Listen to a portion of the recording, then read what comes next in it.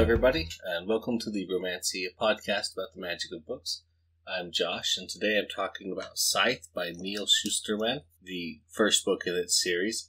So let's glean the magic of books. First off, what a great book. I had such a tough time putting it down. It was incredible. I felt like his prose was almost crisp and clear, and I read it on the ebook, and I don't know if just chose a specific font for the ebook, or if that was just the one to put on my phone, but whatever it was felt very clear and crisp, just everything with a purpose, and it ends just right on time. So I really liked it. It was very engaging. It's very exciting. In a non-spoiler kind of a scene, our main story is about humanity after we've basically conquered life, conquered death. No one dies anymore. There's no disease. You can be healed from almost anything and brought back. Even aging's not an issue anymore. And our story follows a scythe and two apprentice scythes who are growing up to be scythes. Now, a scythe is someone who gleans the population or kills people, but in a permanent way. Once you're gleaned, you are dead forever. And they do this kind of as a form of population control, but there's much more to it than just that, because even then there's not that much of a population control aspect of it. It's more of a people who are past time. It's very good. It explains it much better than I will. I love the world. It is so realistic and so well thought of, beautiful. I love that the Scythes choose names from popular figures in the past: Marie Curie, Faraday, Xenocrites, Anastasia. They are all good Scythe names. Very good. The length of the book is very nice, and the plot of the book fills out, basically right exactly where it tells you it's going to end in the beginning. And then if you don't believe it, that's on you. I fell a little bit into that. I was hoping for a little bit more after where it ended, but I didn't get it. But we'll see what happens in the next book, which of course I will be reading as soon as I'm done recording this. So we're going to move into our spoiler section. This book is so crazy good. I'm just going to talk about them, and we're going to go kind of everywhere. So Citra, Terra Nova, and Rowan are our Scythe apprentices that get chosen by Scythe Faraday to dual apprenticeship under him. Both of these characters were great. I really felt their personalities and their voices come through, their different actions, the way they hold themselves and they speak. Beautifully well written, amazing. Now, I also wanted to say that Neal Shusterman has some great one-liners in this book. They were all over the place, but here was a couple of them that I specifically marked. In this instance, Citra is saying, I'd never want to be a Scythe. And the Scythe Faraday that's talking to her says that, he said, is the first requirement. And then he left to kill their neighbor. Just like, there he goes, No, and then this other one, left without paying the bill, because no bill was, or would ever be, brought to a Scythe.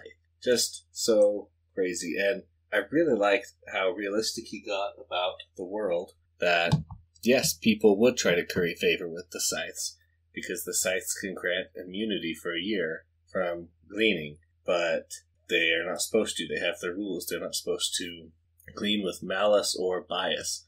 So even if you give them gifts, you're not supposed to glean them. You still can glean them. You're not supposed to accept the gifts. And I love the rules and the spirit of the law that the Scythes follow versus the letter of the law. And it kind of turned into a little bit of an old guard versus a new guard. And I appreciated that the old guard was the correct ones. At least in my opinion, they're the correct ones. That you shouldn't want to be a killer. You shouldn't want to go kill people. And every decision you make should be tough on you as a Scythe. We see their Scythe who is training them, Scythe Faraday. He's all about the statistics. He's pulled up the statistics from the age of mortality, back when people could die, and he goes off of the statistics that, one person is going to be in a car accident. They'll have these kind of guidelines. We're going to go find, we'll search a person like this. They'll find them, then they'll glean them. But very personal. Hey, I'm sorry. Like, not sorry, but like, this is how it's going to be. You know, you can write a letter. I'm going to glean you. And then they do. And meanwhile, Citra and Rowan are training. They're getting better with weapons. They're getting better with blades. This world is amazing. Now, on the other hand, we have Scythe Goddard, a glory-seeking, crazy psycho. He is the master of mass murders. So, in the book, we see him scythe an entire plane, glean an entire plane, glean a food court. He wants the big kills. He loves the killing. And, like, in the book, he has some very good points. Not that I agree with him, but he has some good points. That people don't live anymore. That they are gleaning people and they are shaping life. And I like some of these things he's saying. That, like, yes, Neal Shusterman even talks about it earlier through Faraday, that he takes them to an art museum and he's like, look at this art from the Age of Mortality. You know, the only thing that, like, art and movies that crosses over from then to now is, like, love. Because there's no urgency, there's no risk of death. We are kind of, like, it doesn't say they're stagnating, but that's kind of what Goddard even says, is that, like, we need the fear of death. We need the fear of the life in us. Now, Goddard has a severe deficit in that he does not understand how supply and demand work. Because Goddard wants there to be no limit on the number of people he can kill a year. And because he just wants to kill people. He likes to kill people and he wants to do more of it. But obviously doesn't understand, because if he kills everybody, there will be no more people left to kill eventually.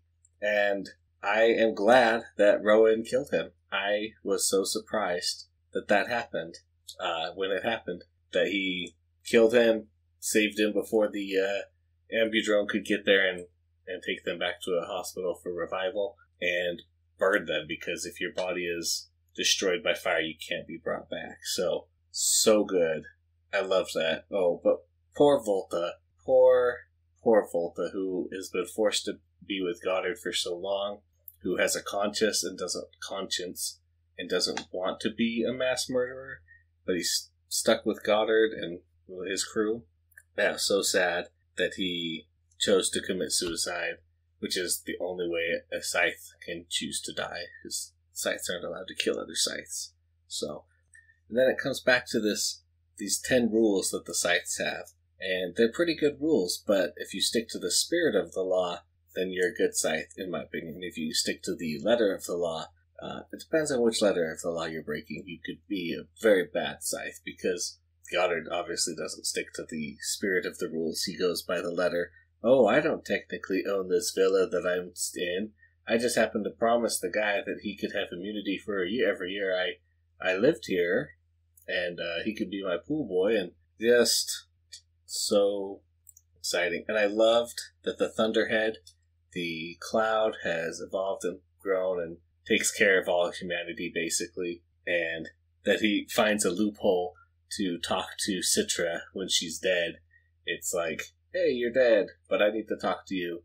I can't give you any information directly because I'm not allowed to interfere with Scythe activities, but here's this, and here's that. It was so cool seeing that, and him say, the Thunderhead saying that Citra in all the simulations is a major turning point for the future, and a very important person. So, I loved it. I also loved the Scythe that we see that I like Curie and Faraday, the way that they go about doing their gleaning. That Faraday goes by the stats, and he makes it personal, and he gives them time to write a note, and he makes everyone unique and everyone memorable, and he doesn't just... He makes it every time unique and personable for the person. Not necessarily the method of death for them is like the best they've always wanted to die that way, but like he doesn't just make it a mindless death for people. And the other one, Marie Curie, Scythe Curie, she looks for the people who have the look that they're just kind of going through the motions, that they are stagnating, and she makes her deaths a quick, surprised, unaware, killing when she gleans them, because she says death is quick and unexpected, and I want it to be like that when I do my gleaning. And so, and then she cooks for the victims, and she makes it personal again for them and helps them through this. And I was like, man, I am all about that. I don't necessarily 100% agree with like the whole like, yep, we just have to kill everybody eventually, and like murder's my job. But because I don't know why the Thunderhead couldn't just like keep everyone alive. The Scythes don't kill that many people. Maybe they do, but it didn't seem like they were killing that many. They kill like 300 a year. They're basically all the weekdays, but not weekends. So it was still just so good. They had that compassion. And then let's talk about Citra and Rowan's tests to be a Scythe. The first test, they get asked a question. They both answer it wrong. But that's, not the end. And then the fighting the other apprentice. They fight each other, of course. And then the third test, you have to kill a family member. Not glean a family member, just kill them. Where they become dead-ish. And then they'll be brought back. And they both pass. But that would be such a tough test. But it's crazy. It's very well written, very done. And, okay, I'm going to say this. I called it when Faraday was dead and said he gleaned himself to get them out of their contract. I said, nah, that's Goddard did it. Goddard killed him. I was wrong. Goddard did not kill him. But Faraday was still alive, and I was surprised to see him. It's like kind of like wondering, like, okay, so you're not even going to show up at the final conclave and be like, haha, I'm not dead. Like, you fools, it was a trick. Like, now I'm here to set things right. But I guess he didn't have that power, so then I love that he drives off with Rowan after Rowan gets immunity from Citra's ring when she punches him in the face as payback. That was pretty cool. And Goddard's death surprised me so much. I was really not expecting it. I am glad that he died. I'm glad that Rowan killed him. So, I'm looking forward to the next book.